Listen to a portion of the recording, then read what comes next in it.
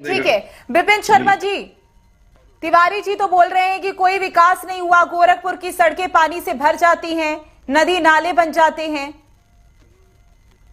देखिए, मैं तिवारी जी का बड़े आदर पूर्वक एक बात बोलना चाहूंगा। जहां तक इन्होंने बात करी ऊंट के मुंह में जीरे वाली बात करी, कुछ हद तक मैं इत्तेफाक रखता हूं, क्योंकि यहां पर जो बजट का आवंटन होना था, बजट एलोकेशन होना था, उस पे आप निश्चित बात है एक चिंता व्यक्त कर सकते हैं। वो बात बिल्कुल दुरुस्त है अपनी जगह, और विपक्ष का काम है, कोई महिमा मंडन करने के लिए बैठा नहीं है यहाँ पर। उनको जहां खामियां दिखती है उनको उजागर करनी चाहिए, तभी हमारा लोकतंत्र मजबूत होगा। और सरकार काम करेगी, बिल्कुल करना चाहिए ना। यहाँ पर पूरा का पूरा ये बता दें कि विकास ही नहीं हुआ। मैं दो जरूरी बातें जोड़ना चाहता हूं जी। देखिए, एक तरफ जब हम लोग बात करते हैं, आपने उद्योग क्षेत्र में आपने आगे प्रगति करनी है, जितने उद्यमी हैं उनको आपने बढ़ावा देना है। एक तरफ ईज ऑफ डूइंग बिजनेस की बात चलती है, और यहां पर सबसे बड़ी बात है कि जीरो टॉलरेंस फॉर करप्शन की बात चलती है, सिंगल विंडो क्लियरेंस की बात चलती है। यहां पर आप सवाल ये पूछ सकते हैं कि जैसे मैंने बोला, make in India, skill India, digital India, ये पूछ सकते हैं तिवारी साहब कि कितना अमल हुआ उन योजनाओं पे। बात दुरुस्त है, लेकिन वो आंकड़े सरकार को देने चाहिए कि एक तरफ आप रोजगार की बात करते हैं, कितने रोजगार मिले। उससे भी ज्यादा जरूरी बात यह है कि जब इन्वेस्टर समिट्स होते हैं, ये देखिए एक बात है, जो जहां तारीफ बनती है वो आपको करना चाहिए, किसी को भी स्वीकार करना चाहिए। यूपी इंटरनेशनल ट्रेड फेयर जो लगा था ग्रेटर नोएडा में, उसने एक नए आयाम स्थापित करे, नए कीर्तिमान स्थापित हुए। तो यहां पर वो चीज अच्छी है। डॉक्टर राकेश कुमार जो डायरेक्टर जनरल, तो बहुत बढ़िया बात है। तो यहां पर प्रेरणा मिलनी चाहिए। बाकी जो क्षेत्र हैं या बाकी जो प्रदेश हैं उनको वो मॉडल अपनाना चाहिए। वही बात है कि यहां पर आप अगर बात करते हैं, जैसे आप निकासी की बात कर रहे हैं, निश्चित बात है निकासी की एक बड़ा ज्वलंत मुद्दा है कि अगर निकासी नहीं होगा तो वहां पर तो जल भराव की समस्या आएगी।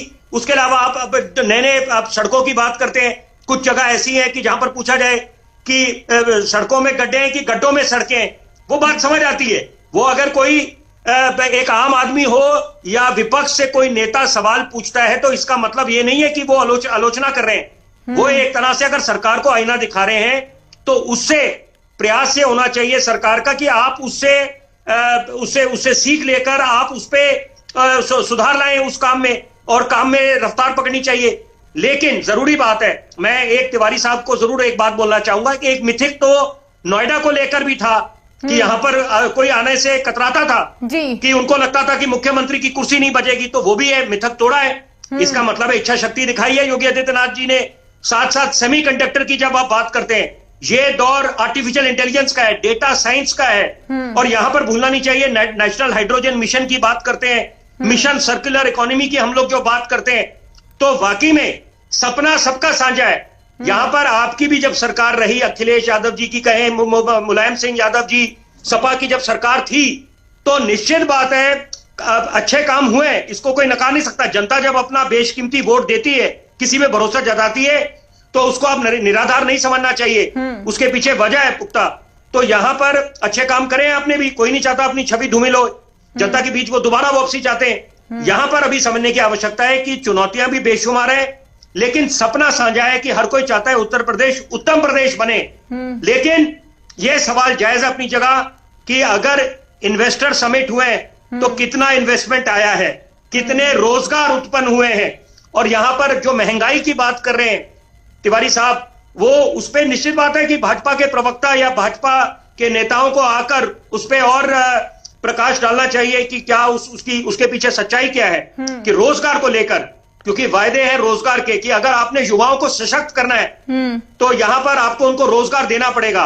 और सबसे बड़ी बात है कि जो $1 ट्रिलियन का सपना है, तो वो कैसे पूरा होगा। तो ये ऐसी तमाम बातें हैं कि यहां पर देखिए, सरकार अपनी तरफ से, अगर हम मुख्यमंत्री योगी आदित्यनाथ की बात करें, तो वो he is a tough task master. यहां पर वो कोई कैजुअल अप्रोच नहीं है। वो चाहते हैं कि यहां पर एक तकदीर बदले उत्तर प्रदेश के एक आम आदमी की, लेकिन चुनौतियां अपनी जगह हैं, उनसे भी निपटना पड़ेगा।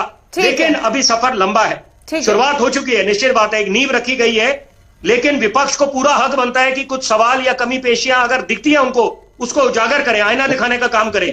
ठीक है। अशोक तिवारी। जी मैम, देखिए अभी अच्छी बात कर रहे थे विपिन साहब